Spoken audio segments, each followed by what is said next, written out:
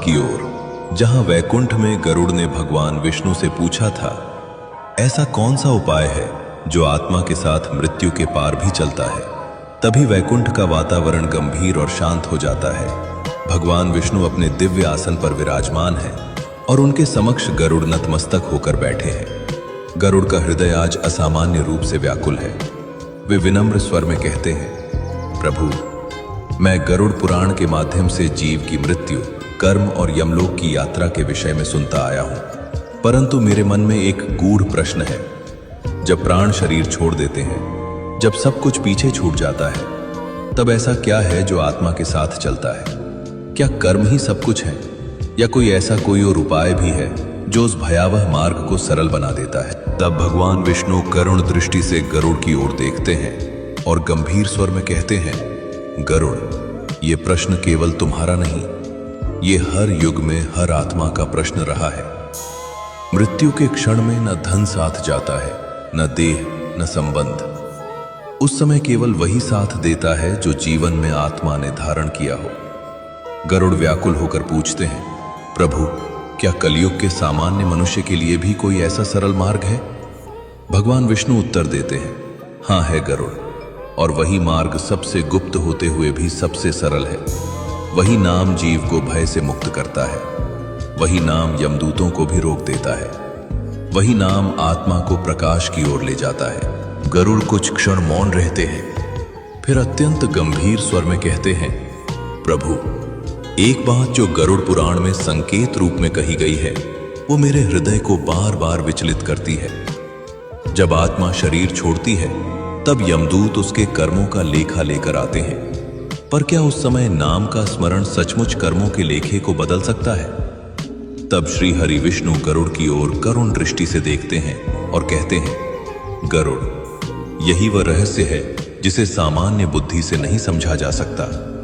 कर्म स्थूल शरीर से जुड़े होते हैं, पर नाम आत्मा की चेतना से जुड़ा होता है। गरुड़ पुराण में स्पष्ट कहा गया है कि जब आत्मा का स्मरण राम नाम में स्थिर हो जाता है, तब कर्मों का भार भी अपने स्वरूप को खोने लगता है। श्री हरि विष्णु आगे कहते हैं, गरुड़, यमदूत कर्मों को देखते हैं, पर जब आत्मा राम नाम में लीन होती है, तब वो मेरे धाम की शरण में आ जाती है, और जहां मेरी शरण होती है वहां दंड नहीं, केवल न्याय होता है। गरुड़ आश्चर्य से पूछते हैं, प्रभु, तो क्या राम नाम स्वयं आपका स्वरूप है? भगवान विष्णु उत्तर देते हैं, गरुड़, राम नाम मेरा हृदय है, और जो मेरे हृदय में वास करता है उसे भय कैसे स्पर्श कर सकता है? श्री हरि विष्णु गंभीर स्वर में कहते हैं, यही कारण है कि गरुड़ पुराण में कहा गया है कि अंतिम क्षण में यदि जिह्वा राम नाम का उच्चारण न भी कर पाए, पर मन उस नाम में स्थिर हो, तो वही स्मरण आत्मा के लिए मोक्ष का द्वार बन जाता है। गरुड़ का स्वर अब कांप रहा है। वे कहते हैं, प्रभु, तो क्या राम नाम केवल मुक्ति नहीं, बल्कि मृत्यु के भय से पहले ही जीव को मुक्त कर देता है? भगवान विष्णु मंद मुस्कान के साथ कहते हैं, हां गरुड़, जो जीवन में राम नाम को धारण कर लेता है, उसकी मृत्यु केवल देह का परिवर्तन होती है, भय का नहीं। तब गरुड़ श्री हरि विष्णु के शब्द सुनकर मौन में डूब जाते हैं। कुछ क्षण ऐसे बीतते हैं मानो वैकुंठ की वायु भी स्थिर हो गई हो। फिर गरुड़ अत्यंत धीमे, यदि राम नाम इतना सामर्थ्यवान है, तो फिर अनेक जीव अंतिम क्षण में उसे स्मरण क्यों नहीं कर पाते? भगवान विष्णु गरुड़ की ओर देखते हैं, पर इस बार उनके नेत्रों में करुणा के साथ एक गहरा रहस्य भी झलकता है। वे कहते हैं, गरुड़, यही वो सत्य है जिसे जान लेने पर जीव जीवन को अलग दृष्टि से देखने लगता है। अंतिम क्षण में वही स्मरण आता है जो जीवन भर अभ्यास में रहा हो। नाम उस क्षण नहीं आता, वो तो जीवन के हर क्षण में धीरे धीरे आत्मा में उतरता है। श्री हरि विष्णु कुछ पल रुकते हैं और फिर कहते हैं, गरुड़, यही कारण है कि गरुड़ पुराण में बार बार कहा गया है कि मृत्यु के समय नहीं, जीवन रहते राम नाम को आत्मा का सहारा बनाओ। गरुड़ का हृदय कांप उठता है। वे कहते हैं, प्रभु, तो क्या जो जीवन में नाम से दूर रहा उसके लिए कोई आशा नहीं? भगवान विष्णु का स्वर और भी करुण हो जाता है। वे कहते हैं, गरुड़, आशा तब भी शेष रहती है, पर मार्ग कठिन हो जाता है। जो नाम से जुड़ा होता है उसके लिए मार्ग प्रकाशमय होता है, और जो नाम से विमुख होता है उसे वही मार्ग अंधकारमय प्रतीत होता है। श्री हरि विष्णु गंभीर स्वर में आगे कहते हैं, गरुड़, यही वो बिंदु है जहां यमदूत भी मौन हो जाते हैं, क्योंकि वहां दंड नहीं, आत्मा की चेतना का निर्णय होता है। गरुड़ विस्मयता से पूछते हैं, प्रभु, तो क्या यमराज भी उस चेतना में हस्तक्षेप नहीं करते? भगवान विष्णु उत्तर देते हैं, गरुड़, राम नाम की चेतना प्रकट होती है, वहां यमराज भी धर्म के अनुसार पीछे हट जाते हैं, क्योंकि नाम स्वयं धर्म का सार है। गरुड़ का स्वर अब श्रद्धा से भर गया है। वे कहते हैं, प्रभु, तब तो राम नाम केवल जप नहीं, जीवित रहते आत्मा की तैयारी है। भगवान विष्णु मंद मुस्कान के साथ कहते हैं, गरुड़, जिसने ये समझ लिया वही सच में जीना जान गया। गरुड़ श्री हरि विष्णु के शब्दों को सुनकर गहन विचार में डूब जाते हैं। फिर धीरे से कहते हैं, प्रभु, यदि जीवन में राम नाम इतना आवश्यक है तो कलयुग का मनुष्य उसे अपनाने में इतना असमर्थ क्यों है? भगवान विष्णु कुछ क्षण मौन रहते हैं, मानो गरुड़ के प्रश्न के पीछे छुपे असंख्य मनुष्यों के मन को पढ़ रहे हों। फिर वे कहते हैं, गरुड़, कलयुग का मनुष्य बुरा नहीं है, वो केवल अत्यंत उलझा हुआ है। उसके मन में भय है, अपेक्षाएं हैं, तुलना है, और सबसे बड़ा भ्रम यह है कि उसके पास समय नहीं है। आगे कहते हैं, गरुड़, मनुष्य सोचता है कि पहले जीवन को संभाल लूं, फिर नाम का स्मरण करूंगा, पर यह नहीं समझता कि नाम ही जीवन को संभालता है। गरुड़ पूछते हैं, प्रभु, पर मन तो बार बार भटक जाता है। तब भगवान विष्णु करुण स्वर में कहते हैं, गरुड़, मन का भटकना दोष नहीं, स्वभाव है। दोष तब होता है जब मन को दिशा न दी जाए। राम नाम मन को रोकता नहीं, वो उसे शांति से सही दिशा में मोड़ देता है। श्री हरि विष्णु कुछ और गहराई से कहते हैं, गरुड़, कलयुग का मनुष्य एक और उलझन में रहता है। वो सोचता है कि इतने दोषों और गलतियों के बाद क्या नाम स्वीकार करेगा। यही सबसे बड़ा भ्रम है, क्योंकि नाम पवित्र को नहीं, अपवित्र को शुद्ध करने आता है।